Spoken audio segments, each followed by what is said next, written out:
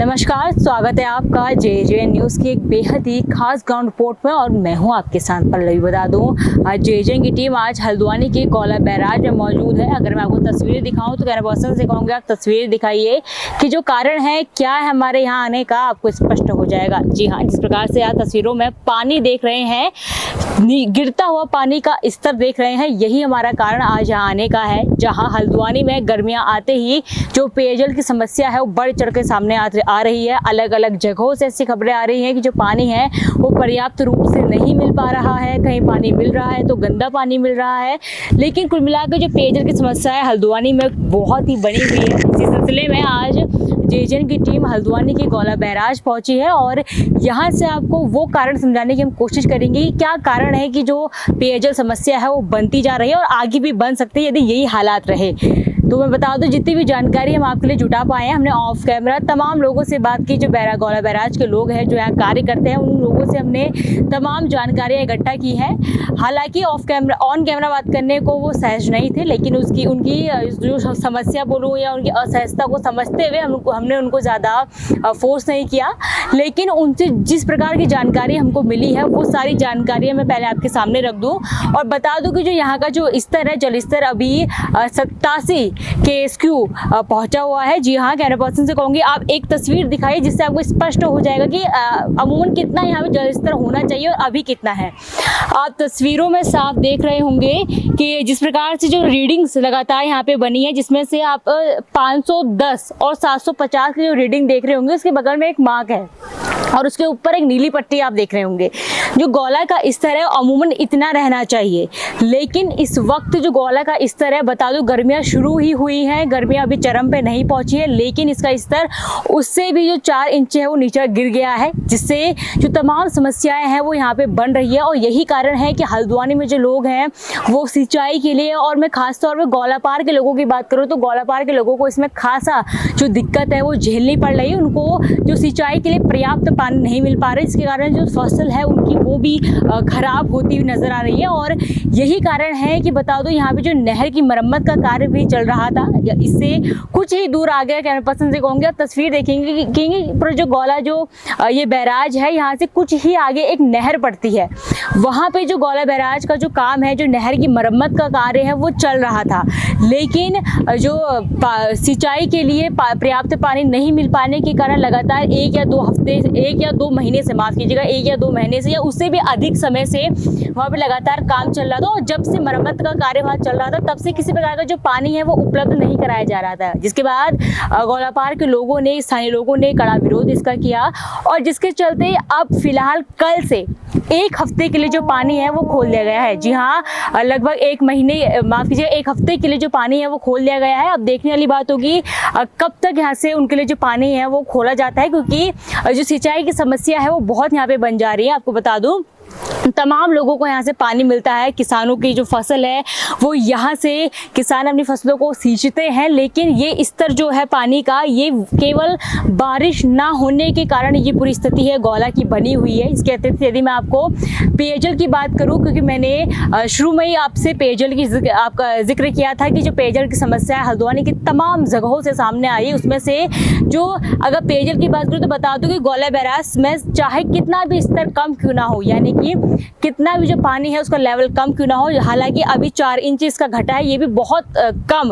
अगर आप गौला बैराज की जो स्थिति है वो जानते हैं, यदि आप यहाँ की जो अहमियत है वो जानते हैं कि कितना ज़रूरी है, तो आप समझेंगे कि 4 इंच भी कम कितना ज़रूरी हो जाता है। लेकिन इसके बावजूद भी हल्द्वानी जल संस्थान को 30% जो पानी है वो यहाँ से सप्लाई किया जाता है और उसके बाद गौला पार में किसानों को यहाँ से जो सप्लाई है वो शुरू की गई है, 1 हफ्ते के लिए शुरू की गई है। लेकिन जो स्थिति है वो बेहद ही अभी शुरुआती दौर पे बेहद खराब है, क्योंकि बता दो कि इस साल आज के दिन 24 अप्रैल को जो स्तर है वो 85 KSQ बना हुआ है और पिछले साल यानी पिछले साल इसी दिन जो स्तर था वो 95 के आसपास था। जी हाँ, इस साल का स्तर 85 आज के दिन का है और हमने इस प्रकार से मैंने आपको बताया था कि तमाम जानकारी हमने आपके लिए इकट्ठा की थी ऑफ कैमरा। तमाम हमने रजिस्टर जो गौला बैराज के संस्थान के लोगों के थे वो भी हमने देखे थे। उसमें से जो आज का स्तर है वो 85 और 87 के आसपास था और पिछले साल का इसी दिन का स्तर हमने देखा तो वो 95 था। तो आप समझ सकते हैं कि कितनी बड़ी समस्या ये अब हल्द्वानी के लिए आगे हो सकती है अगर यदि बारिश नहीं होती है, क्योंकि जो इस तरह तमाम वो गिरता जा रहा है और जो पानी है वो अभी से शुरुआती चरण में हल्द्वानी में तमाम जो पेयजल की समस्या है वो सामने आ रही है। आप तस्वीरों में देखेंगे, कैमरा पर्सन जो तस्वीरें दिखाई किस प्रकार से जो गौला है वो सूखी हुई है, लगभग सूखी हुई है। और जो बैराज है, बता दूं हम ठीक गेट के ऊपर खड़े हैं। अगर आप यहाँ से देखेंगे, यदि आप समझेंगे तो आप समझ सकते हैं कि यहाँ से जो पानी है वो छोड़ा जाता है, लेकिन जो स्तर है वो इतना कम है कि पानी बिल्कुल भी यहाँ से नहीं छोड़ा जा रहा है। लेकिन ये जानकारी सामने आई कि गौला पार के लिए 1.5 या सवा के लमसम जो पानी है वो वहाँ के लिए छोड़ा जा रहा है। लेकिन इसके अतिरिक्त किसी प्रकार का जो स्तर है यहाँ पे फिलहाल बढ़ता हुआ नजर नहीं आ रहा है। 30% जो पानी है वो हल्द्वानी जल संस्थान को जा रहा है। गौला पार को एक हफ्ते के लिए सिंचाई के लिए जो पानी है वो खोला गया है। बता दो जो मरम्मत है जिसके कारण जो पूरा काम है रोका गया था, मरम्मत का कार्य अभी भी पूरा नहीं हुआ है। मेरी जानकारी के मुताबिक केवल 70% जो कार्य है वो पूरा किया गया है, अभी और कार्य पूरा होना है। लेकिन लगातार किसानों की मांग के चलते जो पानी है वो खोल दिया गया है और एक हफ्ते का जो बात अभी हाल फिलहाल में की गई है कि एक हफ्ते तो पानी खोला जाएगा। लेकिन इस तरह कुछ इस प्रकार से गौला बैराज का बना हुआ है। अब आप अनुमान लगाइए कि किस प्रकार से पूरी स्थिति हल्द्वानी की आगे रहने वाली यदि बारिश नहीं होती है। इससे जुड़ा हर अपडेट हम आपके सामने लेके आएंगे और इसी बैराज के भी कुछ और तस्वीरें आपको दिखाते हैं, हर एंगल से आपको तस्वीरें दिखाते हैं कि कहाँ जो पानी है वो कहाँ का स्तर कितना है। क्योंकि अभी तो हम बैराज के ठीक ऊपर खड़े हैं, जहाँ पे जो गेट होता है वहाँ पे खड़े हैं। अब हम वहाँ से आपको तस्वीरें दिखाते हैं जहाँ पे जो नहर है वो टूटी थी और जहाँ पे जो स्तर है वो आपको स्पष्ट रूप से गिरता हुआ नजर आ जाएगा। तो उससे पहले आपने देखा होगा कि जो रिपोर्ट है आपको गेट के जो ऊपर से गेट के ऊपर जो पुल है वहाँ से आपको दिखाई थी और मैंने आपसे बोला था कि अब मैं आपको वहाँ से तस्वीरें दिखाऊंगी जहाँ से आप स्पष्ट रूप से समझ पाएंगे कि कितना अभी स्तर है और जहाँ से स्पष्ट रूप से गिरता हुआ गौला बैराज का स्तर दिखेगा। फिलहाल बता दूं इससे कुछ ही देर पहले मैं और मेरे सहयोगी उस पुल में मौजूद थे और वहाँ से हमने तमाम आपको जानकारियाँ हैं वो दी थी, तमाम जानकारियाँ समझाई थी। अब हम आपको जो स्तर दिखाने, क्योंकि वो गेट है जिस प्रकार से तस्वीरों में देखेंगे कि वो गेट का जो पुल है, गेट के ऊपर का वो पुल है, वहाँ पे जो पानी है वो सामान्य रूप से आके इकट्ठा हो जाता है, इसलिए जो वहाँ पानी है वो ज़्यादा दिखता है। लेकिन असल जो स्तर है आपको यहाँ से दिखेगा। कैमरा पर्सन से कहूँगी तस्वीरें दिखाएं कि किस प्रकार से जो स्तर है वो क्या फिलहाल गौला बैराज में पानी का बना हुआ है। आप यहाँ से साफ और स्पष्ट रूप से समझ पाएंगे, आप देख पाएंगे कि पूरी स्थिति जो बैराज की फिलहाल क्या है। और आप देख सकते हैं किस प्रकार से जो बैराज है वो पूरी तरह से सूखा हुआ है। इससे पहले की जो तस्वीरें थी जिसमें आपको बैराज सूखा हुआ नजर आएगा, वो इसलिए आपको वहाँ पे जो पानी नहीं नजर आएगा, कम पानी नजर आएगा क्योंकि वो जो गेट है वो पूर्ण रूप से बंद कर दिए गए हैं। लेकिन जो ये वाला भाग है यहाँ पे जो पानी है निरंतर रूप से चल रहा है, उसके बावजूद भी आपको जो सतह है वो स्पष्ट रूप से नजर आ जाएगी। इससे आप अनुमान लगा सकते हैं कि कितना जो पानी है इस बार जो गिर गया है गौला बैराज का बारिश ना होने के कारण, और किस प्रकार की स्थिति है वो आगे भी बन सकती है यदि बारिश नहीं हुई।